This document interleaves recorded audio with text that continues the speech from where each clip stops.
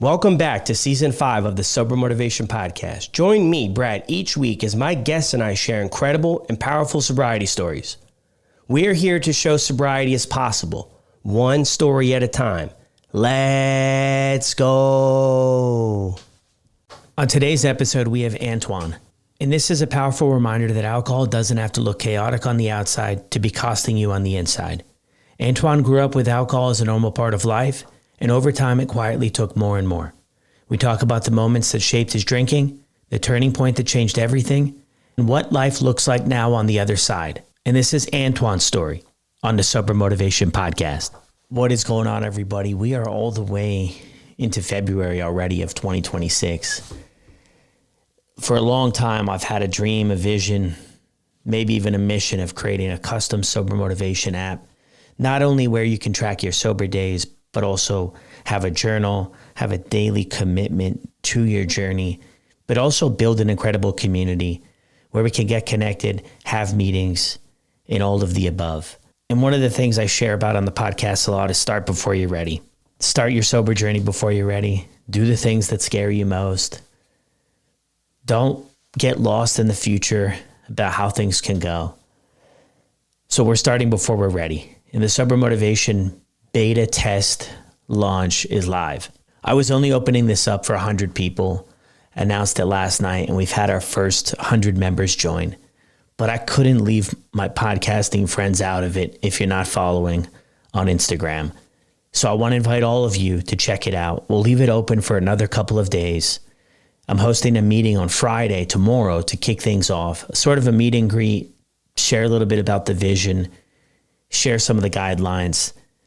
But it is incredible, and I would love to have you join us. If you've already quit drinking, if you're curious about quitting drinking, and you're tired of doing it alone, you want to connect with some other people, hear some relatable stories, maybe learn a few things along the way, come and hang out with us.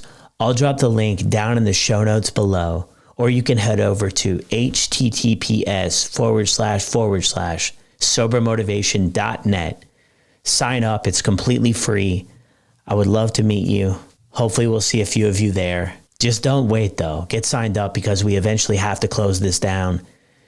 We're really looking to test what we have. Is it something that people would be interested in? Is it going to be helpful? All of those questions I don't have the answers to, and I need your help to find out. Now let's get to Antoine's story. Welcome back to another episode of the Sober Motivation Podcast. How are you doing today? Doing well. How are you? Yeah, I'm good. I'm happy to have you. I'm happy to jump on here and share your story with everybody. So what was it like for you growing up? Yeah, growing up, gosh, it was a whirlwind, but I was very fortunate to grow up in Stamford, Connecticut. You know, my parents worked really hard to provide myself and my two siblings with a fantastic lifestyle. So life was always pretty easy, to be honest, through my young years.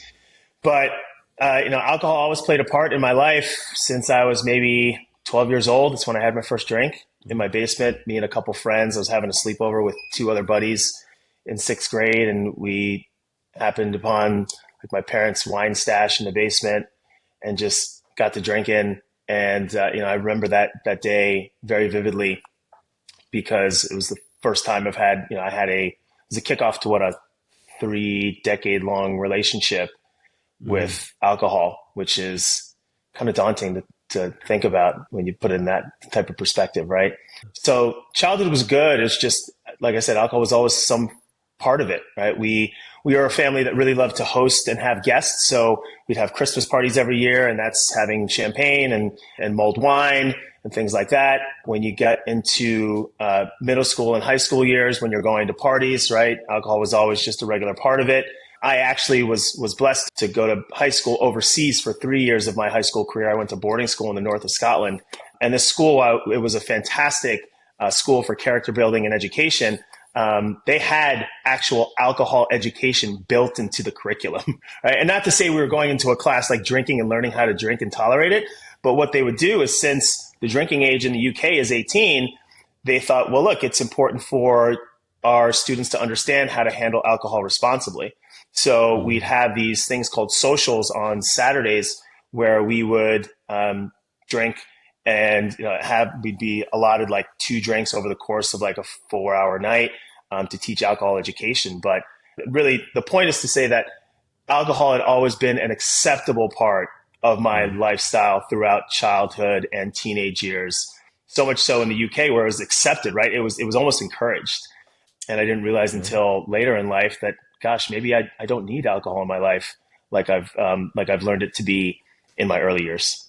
Yeah. Well, So thank you so much for sharing all that too. I have to say that's the first time I've heard of such a school, man, such a school experience, right? I mean, one part of it, it makes sense though too, right? Like it's a reality that most people are probably going to experiment anyway, go into it with some education. Like, I don't think it's too outlandish, but that's definitely different. When you go back to that first time at 12, everybody kind of has a different story here to where, they hit it off with alcohol and this makes a whole ton of sense and checks some boxes. And some people, it's just a blimp in their whole life. What was that experience like for you? Oh gosh, I loved it. I really did enjoy it. It was almost like a mental rite of passage for me, right? Because at sixth grade, I went to a private school in Greenwich, Connecticut. And if anybody here is familiar with Connecticut, you know that private school in Greenwich. But a lot of these kids were drinking and socializing during the weekends to fit in, right? So when I had my first drink at sixth grade and understood that I can drink and my body accepted it and I can still have a good time and do silly stuff that people would laugh at and enjoy, I thought, okay, this is great. Like this is a rite of passage type thing, right? I'm on the right track per se.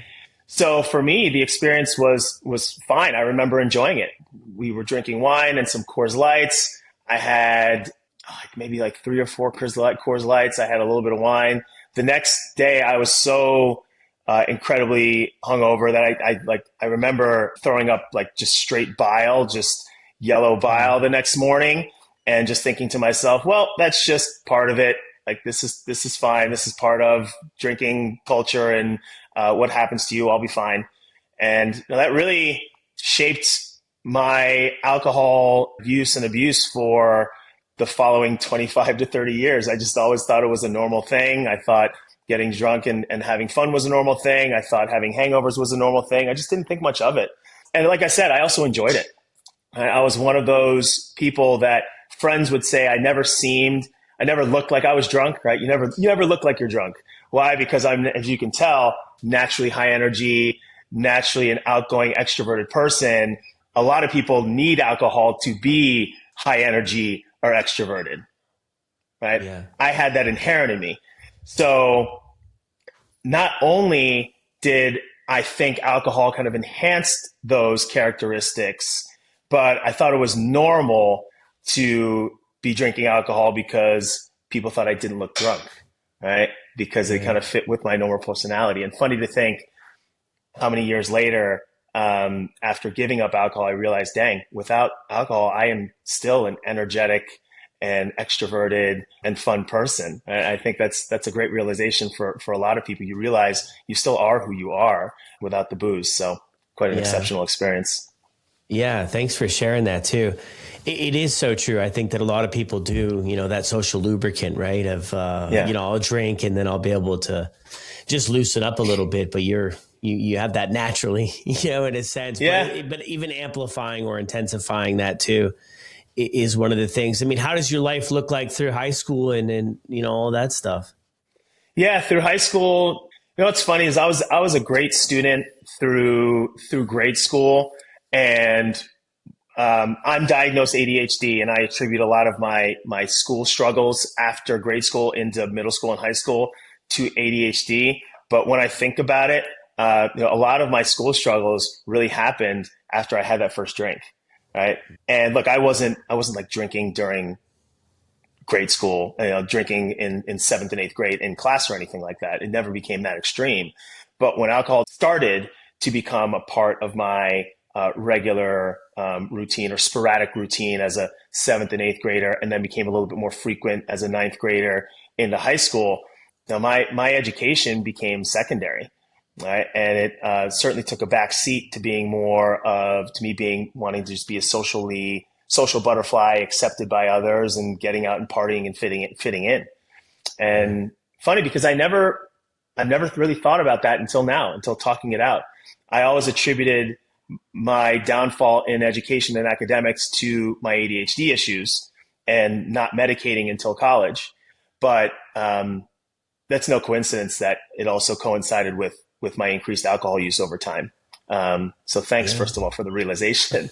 But through high school, it was just trying to fit in through school days, trying to make my way through a 5-day school week, and then getting out to socialize with my friends. You know, I always never had a problem making friends, mainly because, like I said, I was outgoing, enthusiastic, high energy, but also because I was pretty much down for anything, right? I was down to go to a keg party and do keg stands and show everybody that I can drink. I was down to smoke a little bit of weed and change pace a little bit and hang out with people who wanted to just get stoned. It was fun for me during the weekends, but what was tough is when you always had to go back to reality during the weeks and try to be a good student. And I struggled. I certainly struggled. So much so that in freshman year of high school, my dad did not send me. My parents decided it was best for me to try out this school in the UK that we talked about. Because nothing in the US was working. So I feel like they thought they had to send me internationally. So I went to a school that was really well known for its character building, for its culture, for more experiential than it was focused on academics. And it was a lot of fun, but it was a campus of 450 co-ed students aged 13 to 18. We're out on some beautiful land in the middle of the Scottish Highlands, near the water as well, and tons of woods to get out and just do teenage things. And most of you can probably figure out what those teenage things are.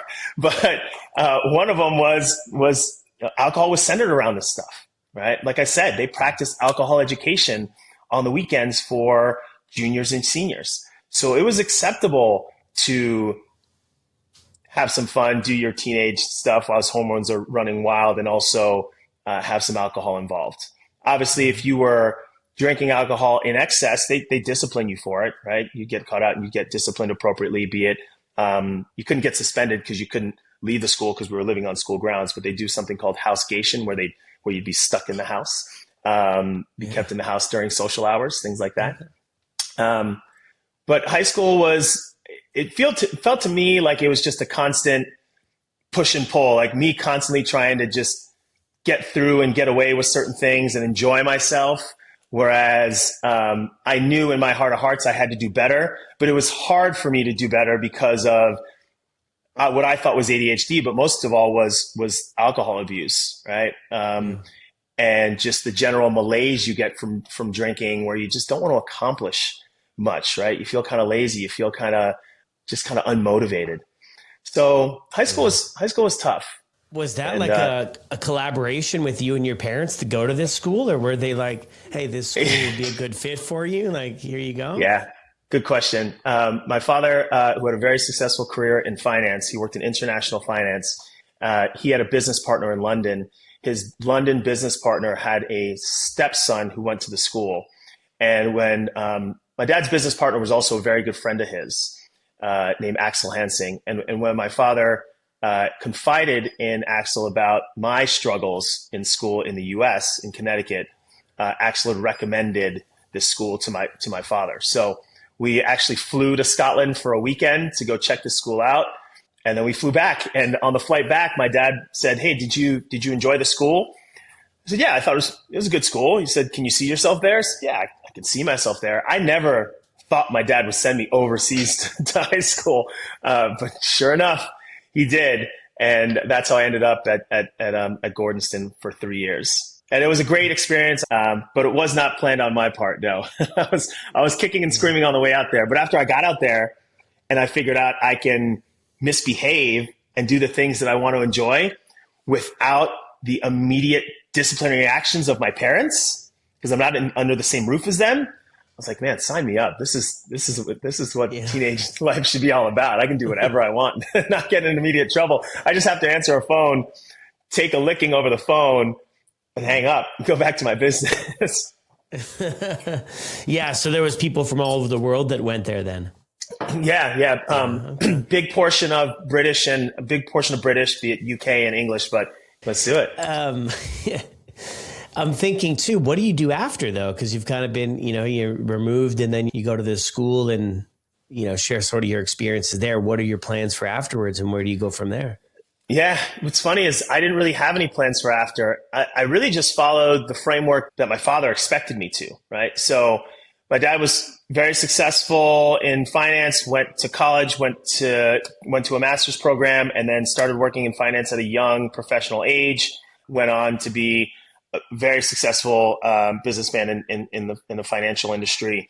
So, but he was a disciplinarian, certainly. And I think that's what made it so hard throughout my school days. And then what made it gave me kind of a relief when I got to Gordonston, because I wasn't going to have to deal with my dad every single day. But bless him for being a disciplinarian, because it brought me to where I am today, right? It gave me the discipline eventually to quit alcohol, which is why we're here. But going back to your original question, I didn't know what I was going to do. I just knew that my dad wanted me to leave school and go to college. I knew that was the next natural step, and I would not get him off my back unless I went straight to college. So I wanted to stay in college in the UK, but my father was insistent that I'd come back to the US for university. And I wish I would have pushed back on that a little bit. I wish I would have pushed back on a lot of things in my young life. But like I said, my father was a bit of a disciplinarian, but also I think I was a bit lackadaisical about my personal interests. I didn't think too much about my personal interests. I just thought, hey, look, dad will tell me what to do and I'll just try my best to do it. If not, I'll try to make a good excuse as to why I didn't do it. And it's funny how that plays into adult life later, when you have your life being affected by alcohol and drug use and trying to make excuses, right? Yeah. So anyhow, I was able to get into a university called Johns Hopkins University in Baltimore, not because of my grades, but mainly because my father was a board of trustee there. So I know that had a hand in my acceptance. Got into Hopkins, started off well, but pledged a fraternity. And the fraternity, obviously, there's drinking involved. And as you can imagine, I fit right in. Right? They wanted me to be a part of the fraternity. Why? Because I was high energy, I was fun, I was social, so I can attract other prospective members. And I can drink like a fish, man. You can probably guess right. College didn't work out so well. I failed out at Hopkins. I was dismissed from Hopkins not once, but twice. After that college stint, I was fortunate to get into the Howard University in Washington, D.C. for a second crack at college. And Howard started off well, right? Started off strong. But then, of course, same trends. Made some friends. Fit in well because I like to go out and drink and socialize and attract others and bring people together with my energy. And as you can imagine, after drinking and drug use, failed out of Howard University. Yeah. Wow. So it was wild. As we continue the story, I eventually went to college, graduated, and then got a master's, but that was years and years later. But that was the start of my college career. Yeah. Thanks for sharing that too. It's kind of interesting. I think you look at maybe relatable, maybe not, that college experience too. You've got your dad. I'm just picturing here. That's so important. That's up at the top of the list here.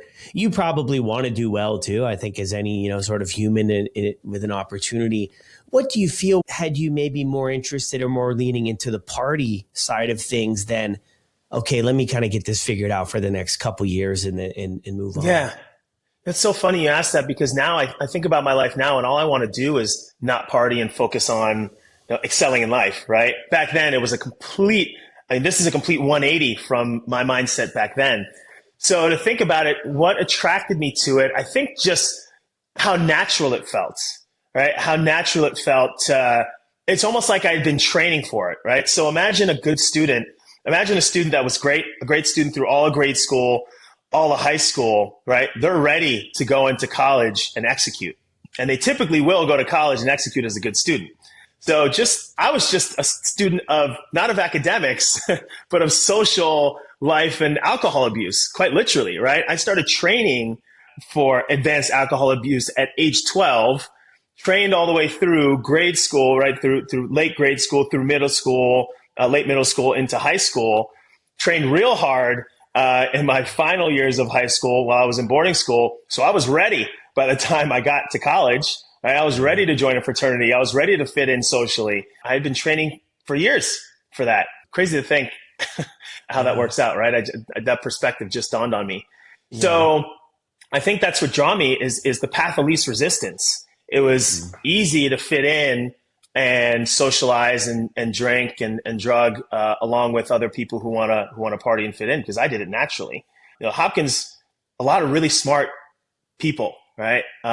They were probably really good students in high school, unlike myself. So they probably had to teach themselves the social side, whereas the academic side came naturally to them.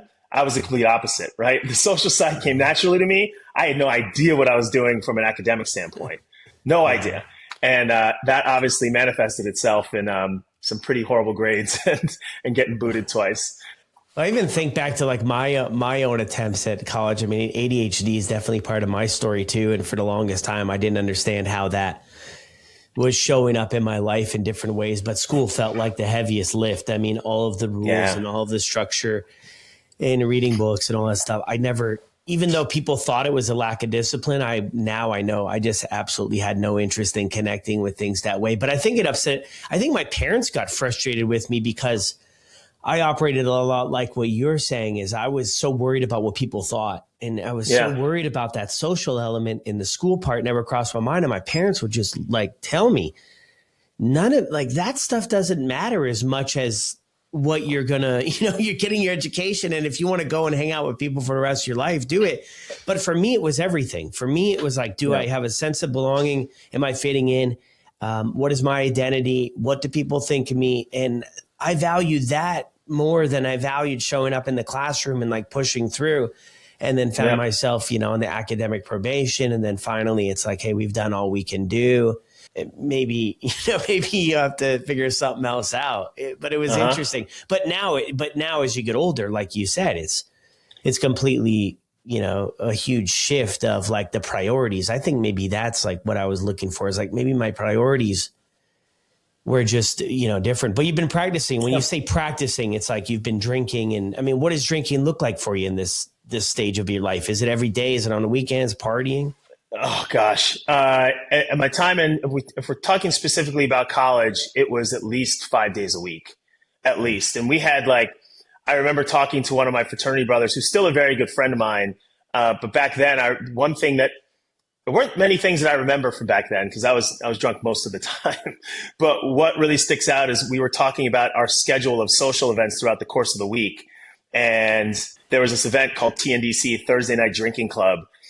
Thursday Night Drinking Club was the name of this social event we had. Yeah. So there was that. Then we had another place. We'd go to this place for 50-cent wings and pitchers of beer on a Tuesday.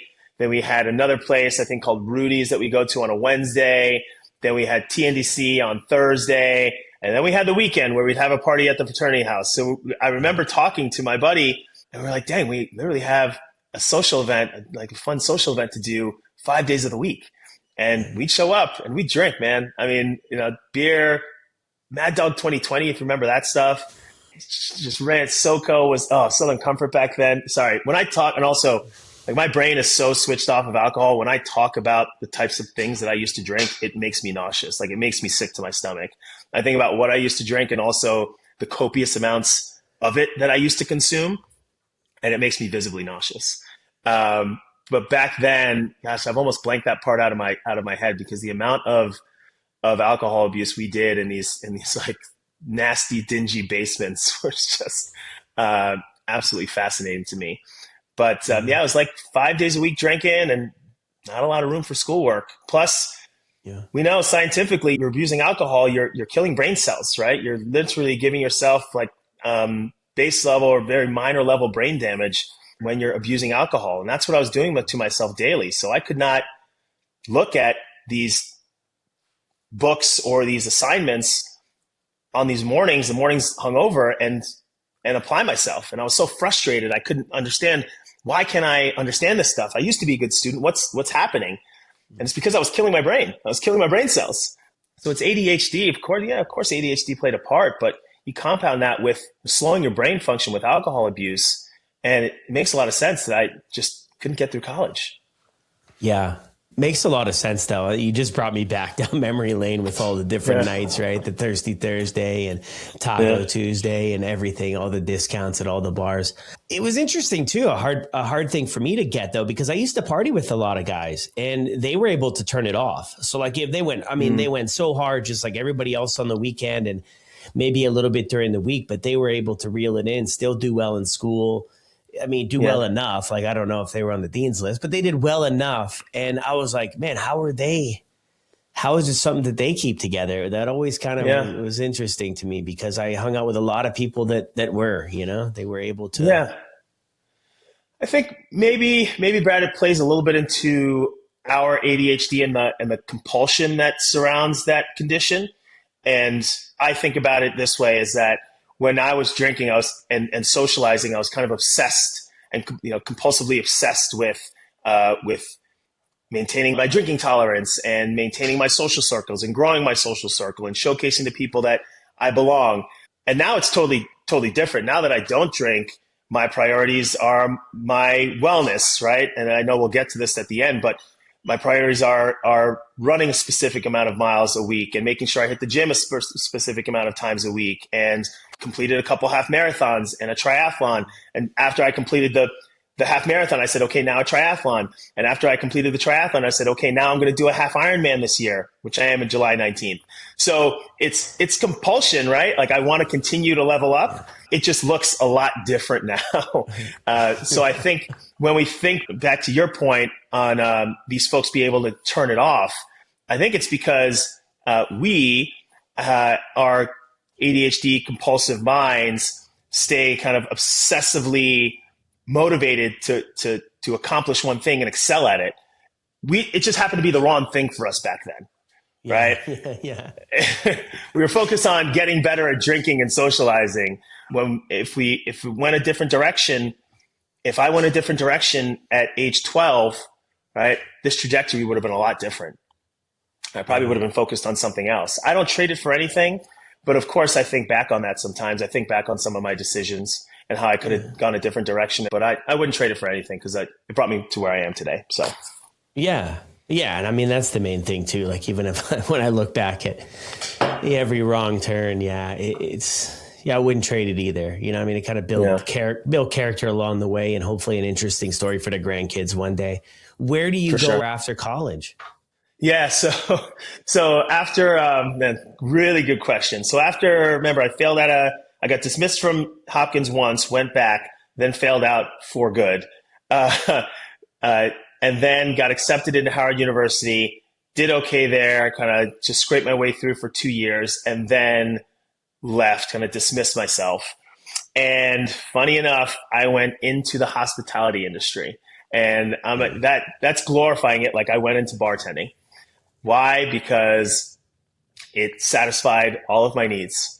It kept me social, kept me engaged. It was, not to take anything away from hospitality workers. We are the hardest workers, and you gain a lot of transferable skills that bring you into other parts of life, or you can do it forever very successfully. But for me, I love being social, loved the free alcohol, right? And that's really the simple formula of why I stayed in the bar industry for 10 years after that. It worked well. It was a great escape hatch for me to tell my parents, hey, look, I know I didn't graduate college, but I'm working. I'm earning a living, but I'm earning that living and I'm pissing the money away on drugs and alcohol and just kind of, reaching a dead end every day, drinking through it, waking up the next day, trying to figure out what happens next. Mm-hmm. So, those 10 years in Washington, D.C. in the bar industry, I made some good friends, but man, it's hard for me to go back to Washington, D.C. because it was a blur and it was all centered around drug and alcohol abuse. And I was able to always maintain a job because I'm blessed by my parents who were hard workers and dedicated human beings. So I knew I always had to keep a job, but man, just drinking, drugging, having problems sometimes making rent, not being able to do anything that I enjoy, going to sleep at 3 a.m. in the morning, drunk and high, waking up, at like 3, 4 p.m., a couple hours before my shift, like not seeing a drop of sunlight. and just rinse, wash, and repeat for on and off for about 10 years, man. It was rough. That was the roughest point of my life, from probably about 22 to about 30, 32. Yeah, man. Back down memory lane for me too. Again, with your story there. I mean, that's when things really kind of got out of control for me. I think where I really lost direction in life was when I got into the hospitality. Oh, you did the same. Look at that. I did the same, man. I mean, what it was for me is I started hanging out with people that were older. Yeah. Like I started hanging out and we had our own little crew, and you'd go, this restaurant or this bar is open till then. And then you get to know everybody. It felt like this, like this subculture, that I was a part of, and it checked that box for me again, that I felt like I belonged. And I mean, drinking wasn't frowned upon, and drinking on the job, wasn't really frowned upon. Other, people were doing it. And then the shifts too, right? Where you started, you maybe work 4 to midnight or something, or whatever it is. Yeah. You kind of had, I did anyway. I felt like I could go out, tear it up, and then had a buffer zone. Of course I woke up and I was a little bit hungover, but I didn't necessarily have to go out all night till 3 a.m. and have to get up for a 9 a.m. job. And we kind of sleep it off. And it was a very easy place for me to get stuck into. Like every day I was like, I got to do something else. I have to do something else. And then, a year would go by, and then another year would go by, and I'm like, okay, man, I'm in the same spot, but it's kind of comfortable. It's kind of known. And it was kind of like the natural progression, I think, from college, from hanging out with, my buddies there, and then kind of them graduating college and moving on and me being kind of, feeling left behind. Then this was like the other, friend group, right, that I kind of plugged into. So yeah, man, makes sense. It was wild and interesting. You're picking up what I'm putting down, because you went through almost the same track. It sounds like it is, like you said, the subculture. I was entrenched in it for 10 years, and it was a dark 10 years.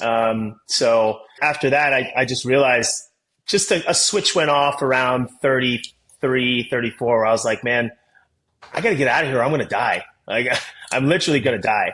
I need to figure something else out. So that transitions to the next stage of my life, when I moved from Washington, D.C. back to New York, and I continued to work in hospitality, but that's when I put myself back into college in 2013, I believe. Moved back to New York, got myself back into college, still drinking and drugging, but got myself through college again after 2.5 years. And that's when my priorities started to make some gradual shifts, right? Like I was like, okay, I realize now I got to get back into school so I can get a good job and start to turn life around a little bit. And I think it wasn't because I had cut down drinking, but it was because I just started to mature. So put myself back in college, going well, went straight from college into business school in 2016. And after my first year of business school, I got my first job in finance and financial asset management at a firm called AllianceBernstein, which is where my dad had a very successful career as well. So things kind of came full circle. I remember when I told him I got my first job in finance at AllianceBernstein, and my dad, who's since passed away this past July, but I'll never forget, like he did this rain dance in the middle of the street, like this hallelujah dance. When I told him I got my first job in finance, that was a really formative moment for me, because I was still drinking and drugging, but I realized how gratifying a shift in my focus would be, right? So we talked about that compulsion, right, to accomplish specific things and continue to level up. That's when it started to be personal and professional achievements, right, above and beyond just alcohol and drug use. I've been in finance now for almost 10 years, since 2016. And it's been a great career, but the first couple of years of finance, I was still drinking and drugging and having a good time and being functional. But, like I said, over time, I realized that I needed to level up. I was like, look, if I really want to continue to level up and make advancements, something's got to give, something's got to shift, because I might have a good job, but I'm still kind of living paycheck to paycheck. Where's all this money going? Like, what's happening here? And why can't I get things accomplished during the weekend? And why am I spending so much time on the couch watching Netflix shows and not getting things accomplished? And why am I not losing weight? And why is my body not feeling healthier? And all roads led to a substance that had been in my life for 3 decades, which was the booze. So that then started the journey of trying to cut down and eventually quit in 2024. Yeah. Was there something that brought it? Was there like a conversation or awareness? Yeah. Like what kind of brought it to your attention that, hey, maybe this is it? Because I think when we have all this stuff going on, I hear it all the time. We want it to be everything else but the alcohol. Like it's got to be something else. Yeah. What was it for you? We really do, right? We try to think of like, what's going on?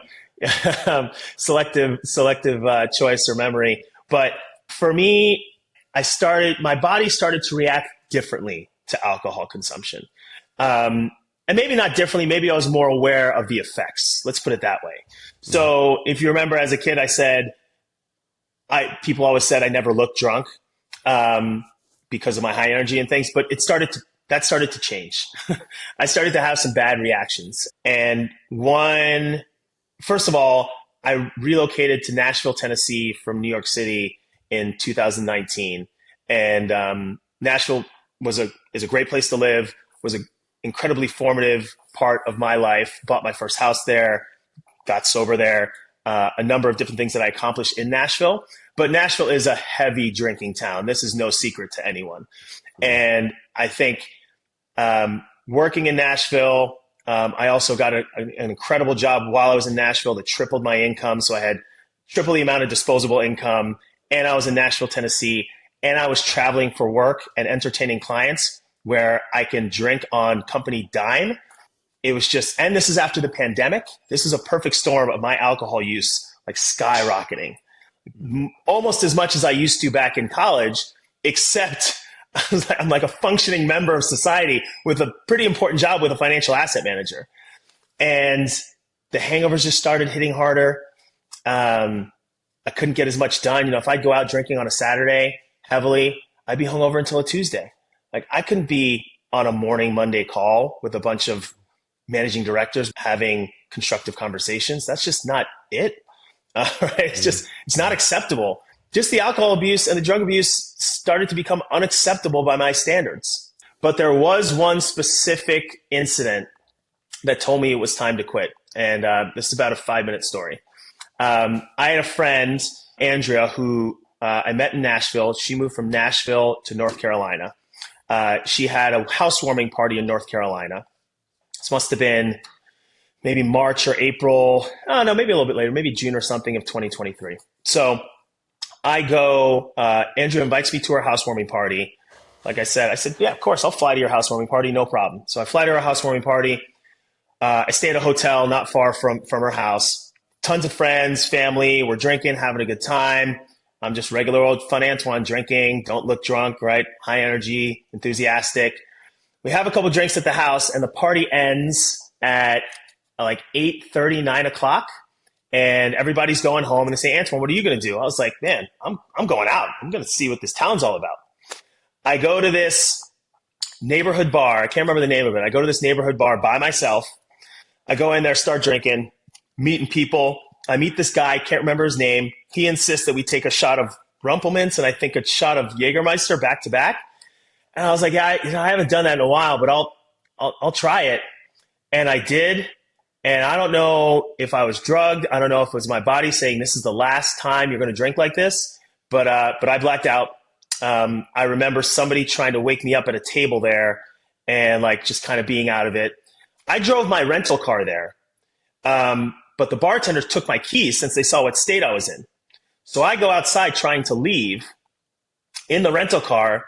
The bartender comes out and says, where are you trying to go? You're too drunk. You cannot drive. I said, no, I'm not going to go. I'm just going across the street. She said, where are you going? Your car's here. Your phone's in the bar. I said, no, I'm just going somewhere. I'll be fine. I went across the street and fell asleep under a tree for how long, I do not know. I was passed out. Sorry, I didn't fall asleep. I passed out under this tree. Passed out under the tree for 4 or 5 hours.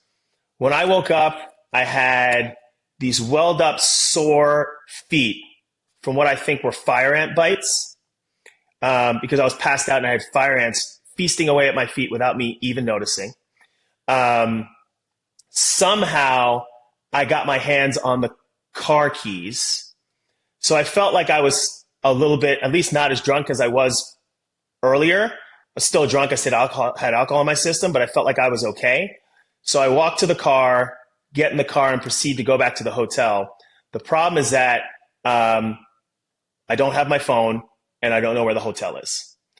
So I spend about an hour driving around with what I felt like was alcohol poisoning, trying to find my way to this hotel. Magically, I find my way to the hotel. I get to sleep for a couple hours. I fly back to Nashville.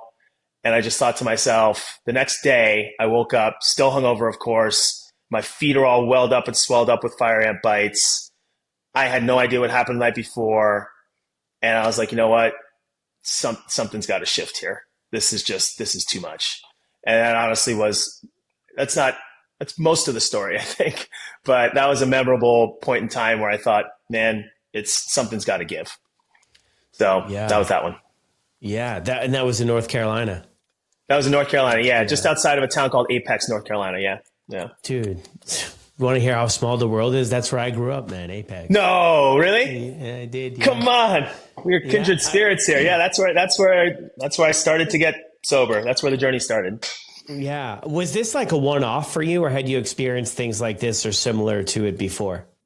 That was rock bottom for me. That's the worst it had gotten. Now, pledging a fraternity, I remember I blacked out plenty of times before. I remember blacking out in college we had a night called Bottle Night where you'd have I had a little brother in my fraternity. They kind of they pair you up with a little brother. You guys drink together, whatever, you have your camaraderie. I remember drinking too much that night and like throwing up all over one of my friend's dorm rooms, bathrooms, and cleaning it up. I don't remember it. Somebody told me the story. But I blacked out plenty of times before, but this one just really took the cake. I was like, I can't be doing this as an adult anymore, man. I got to get it together. So I think I just became more aware later in life and decided that it was time for something to give. Yeah. But so it's interesting part too. Like I'm wondering to people who don't, maybe struggle or, have this alcohol abuse thing in their life, like, yeah, how much that we seem to maybe normalize blacking out on this journey of drinking, blacking out. I'm thinking of somebody who's not struggling with this and like they black out, like that might be like, okay, well, breaks. But for us, it's like, I don't know. We move on from it so quick. I did anyway. I had those things too, where, it was like, I should have turned the corner then, man. I truly should have turned a corner then. And some of the situations that I even made it out alive. I shouldn't have made it out even alive from some of these things. Behind the wheel, whatever it was. Mm-hmm. And it would kind of hit me for a couple of days and I'd say, okay, you got to learn something from that. But it just didn't last. It didn't stick with me to that, how serious it was or what was going on. It's really interesting kind of when I look back and then I think of, early sort of red flags, early signs of things are not headed, to a very productive direction or whatever. And I see that as one of them, these kind of earlier blackouts and just kind of rolling with it, in a sense. Mm-hmm. What do you think? Yeah. Yeah. Look, I agree. I think I just always make an excuse for something like that, for a blackout, and just be like, hey, look, it happens. I'll be fine. Or, I remember a couple instances where I had some episodes fighting with other people, being drunk or getting in arguments. And then the next day being like, hey, look, let's not worry about it. Like I was just too drunk, and just not taking any accountability for your actions. It's crazy to think. And luckily now we have this, first of all, like shout out to our subculture, our sober subculture via social media. You're a pillar of it. But I think these days you have a lot more access to information that informs you, that informs us about the pitfalls of alcohol consumption and abuse. And I think if you can go on social media and put in the right words and, your algorithm kind of catches onto it, it'll start to siphon all these positive messages and positive folks like yourself and alcohol-free females and other people I can think of that have become friends of mine as well as confidants that have supported my journey, whether you know it or not. So I think that's helping, at least this might be biased, but I feel like it's helping this movement. It's assisting this movement in informing people more so they're more aware of the effects of alcohol. But also, I think about the digital age. I don't feel like I would hope people aren't blacking out as much because they don't want to get caught on camera doing it, right? Like, I mean, you're around the same age range as me. It was very rare that you get caught doing those things back in the day, right? Now, somebody can catch you kind of, blacked out or doing something silly, and it's on the internet in an instant, right? So I think it's maybe social awareness now that's helping this movement of people staying away from alcohol because they know how it impairs their judgment and actions, and think a little bit more about the repercussions of that. Whereas back in the day, I didn't really worry about the repercussions. I was like, everybody's going to forget. It'll be fine. Yeah, everybody will move on. Yeah, that's an interesting take on it. Things are more easily documented and can live on. What I hear from people though a lot with the blacking out thing is I say like, hey, did you have an idea? Like when they were going to black, like, was it 4 drinks or was it 10 or was it a dozen? Yeah. And people have shared with me that it wasn't really something they kind of knew when it was going to happen. If they felt like the longer they were drinking, it could change, it could vary. It wasn't like an exact science, which is interesting. So you have this thing happen, and we kind of talked a little bit before about, the cutting back and trying to figure it out. I mean, share a little bit of sort of that journey with us. Yeah, I just started. I knew that I had to start to cut back a little bit. So I tried a couple things. Like you try dry January for a little bit. And look, we're in January right now, which is serendipitous. Guys, if you try dry January, give yourself a little bit of grace. You might slip up a little bit. Have people who ask me, did you just stop cold turkey? Like what worked for you? I said, look, it's really not about what works for me. It's about what you think is going to work for you. And so find a formula that works for you and stick with it, and then try to build on that.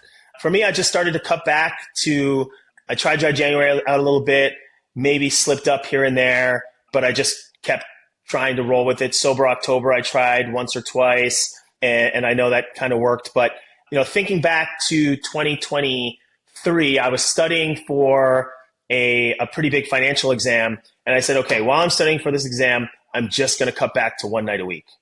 And it was that catalyst. It was something that I knew I had to achieve that was going to help me excel in professional life and also personal life, that I said, okay, this is the catalyst. This is an important thing to cut back on. This is worth cutting back my alcohol consumption on. And I did cut back to one night a week. The only problem is that on that Saturday, I'd make up for all the days that I missed during the rest of the week. And that would lead to a 2-day hangover. So again, I'm on that Monday morning call and I don't know which way is up. So I just thought to myself, you know what? Let's cut back on that Saturday. So on that one night a week, let's make sure it's a little bit less. And that helped. It started to help. And I think also at the same time, my wellness journey really started to take off. Completed a half marathon, wanted to do this triathlon in 2024. So I thought, man, I mean, if I want to get my body to where it is, I also need to cut back on my alcohol and drug use. Like it just has to happen. So I just remember at one point through 2023, I said, you know what? I think I'm just going to give this a shot in 2024. I think I'm ready. So I'm going to hang out with my friends on December 31st. I'm going to party. I'm going to have some drinks. I'm going to do my thing. And then I'm going to kick off dry January. But this is when I'm going to stop. I'm just going to stop. And I did. And it's been, I think it's on the shirt. Yeah, it's been 2 years since. So look, the point, everybody should find a formula that works for them. I think that's the point. And if you are struggling with the formula, then lean on folks like us, right? Folks who are blessed to have been sober. I think we're out there and we want to support folks who are interested in taking the similar journey, whether it be fully sober, whether it be sober curious, alcohol free, whatever it may be, because everyone is going to have their own formula, and eventually you're going to start to reap the benefits. And don't be afraid to ask for help, I think is the most important thing.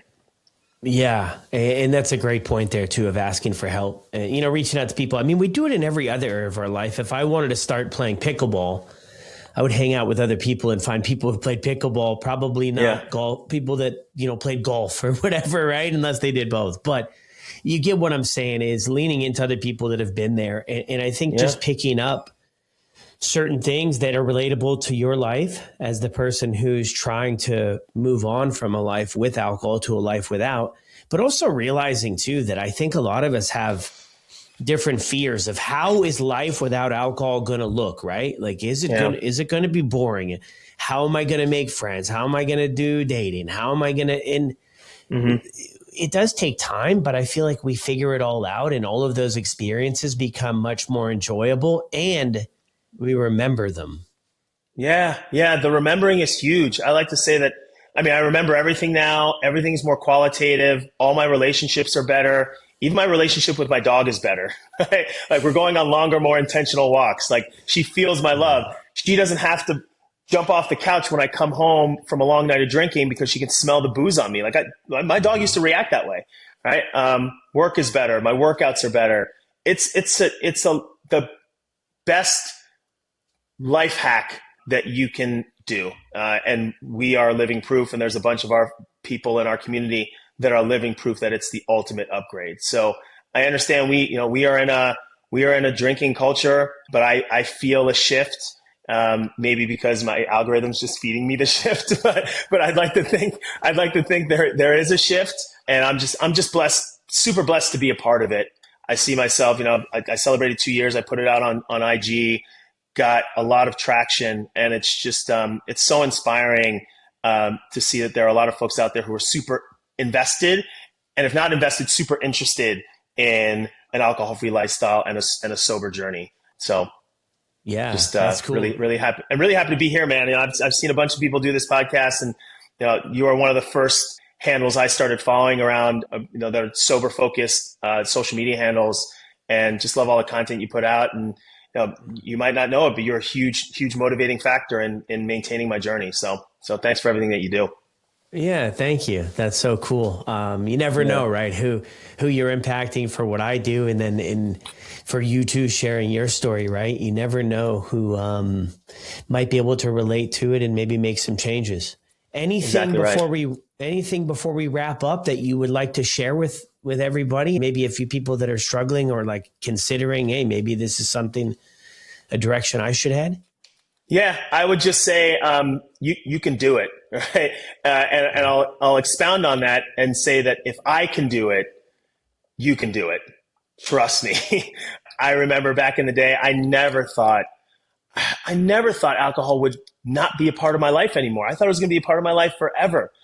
And now I can comfortably say that I will never, ever touch a drink of alcohol again, touch a drop of alcohol again. That is crazy. I mean, my life has literally taken a 180. So You're capable of doing it. Lean on others for support, right? Believe in yourself, because again, it is the ultimate life upgrade. And we all deserve to take advantage of it. Yeah. Awesome, Antoine. Thank you so much. Thank you, Brad. Well, there it is. Another incredible story here on the podcast. Thank you so much for listening along. I'll drop Antoine's contact information down in the show notes below. Be sure to send him over a note on Instagram if any part of his story was relatable for you on your journey. And wherever you listen to the podcast, Apple, Spotify, YouTube, be sure to subscribe, leave some comments, and I'll see you on the next one.